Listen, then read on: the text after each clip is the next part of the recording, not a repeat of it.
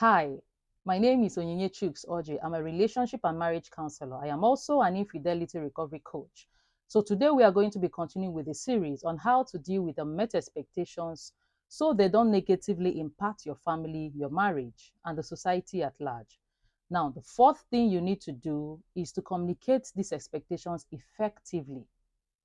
When you hear effective communication, it simply means you're communicating an idea, a grievance, or an expectation in this case, in a way that your partner understands what you're saying and the context with which you said it. So they understood the intent and the purpose. There is effective communication. So sometimes you may be saying something, they are reading another thing. So there is a gap, there is a failure in that communication. So that is ineffective communication. So our watchword is actually effective communication.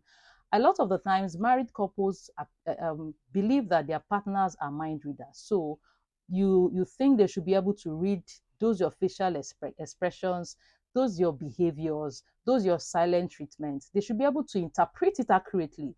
Your partner is not a mind reader. You must get to the place where you begin to effectively communicate so they actually understand what you're saying with the intent and purpose with which you said it. That's very key. A lot of the times, also, our communication is full of criticism, judgment, guilt tripping, blaming, and all sorts of negative emotions that we elicit in our partner.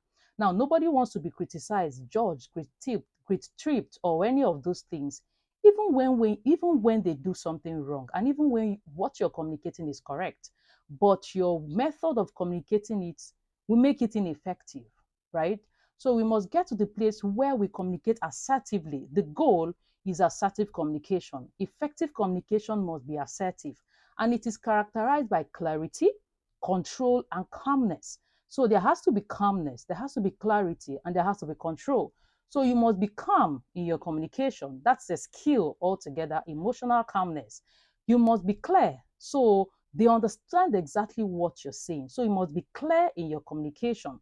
And it has to be controlled. So you are not all violent, you are not all yelling, you are not all screaming down the whole place because you want to pass across a message. And your communication must be from a place of empathy. And that's why we talked about empathy in my last video. If you didn't catch that video, do well to look at it and really understand what empathy is.